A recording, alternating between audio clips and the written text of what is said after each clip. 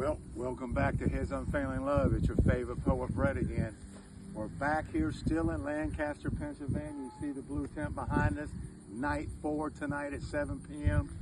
We had a healing line last night. It was, I was going to say remarkable, but the Lord just moved. A lot of people received the healing, received what they come looking for the Lord to do for them. So it was a great blessing. I want to release 2 quick poems to you today. The first one is called My Morning Glimpse of Calvary. And how that came about was just a day in prayer. It was like the Holy Spirit kind of took me up the cross of Jesus, where I had a bird's eye view, where I looked down. And then as I came back down to the ground, the Holy Spirit just began to describe some things to me. And then as I stepped away, he continued to describe some things, what I heard and what I saw, and then what I heard in the distance, and you'll hear it in the poem. My morning glimpse of Calvary. As I climbed his cross this morning and began to look down from above, I could taste the kiss between heaven and earth, the Father's favor and love. As I continued to crawl back down, I stretched my arms from side to side, for it reminded me of his faithfulness, oh, so glorious and so wide. As my feet slid closer to the bottom, I could see the blood that was all over the ground, the evidence of the price that Jesus paid, oh, to keep my soul unbound. I stepped away and I could hear the sound of the spikes that were driven through his hands and his feet. Oh, it echoed deep in my heart, total victory from the blood on the mercy seat. I remembered to reach up and place my finger in the wound in his side, so that all of my worries and fears would quickly subside and hide. I could see the blood in his eyes from the crown of thorns that sunk deep into his head. From the King of the Jews to the King of all creation, oh, his fame would quickly spread. And in the distance, an angel's voice said, he is no longer here today. It immediately reminded me that his return, oh, was imminent and surely on its way. That is a morning glimpse of Calvary. I hope you enjoyed that. Let the Holy Spirit meditate on that to you. The next one is called First Thought.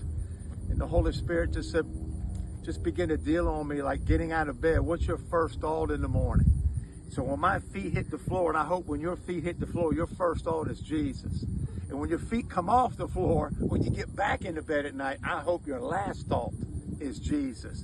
And this is what the Holy Spirit said. When my feet hit the floor in the morning, my first thought is only for you. How your grace kept me warm through my night, and today it will lead me through. For I just want to sit before you and wait for the sun to come up and shine. As I meditate on your word, praising and thanking the Father, oh, that Jesus is mine. Let your love penetrate my soul as I bask here in your presence. Let me inhale the sweet incense of your majestic and glorious essence. My heart will become joyful and filled with a melody of heavenly peace. The joy of your salvation gives me strength that shall never cease. No words can explain, no thoughts can obtain what you have already done for me.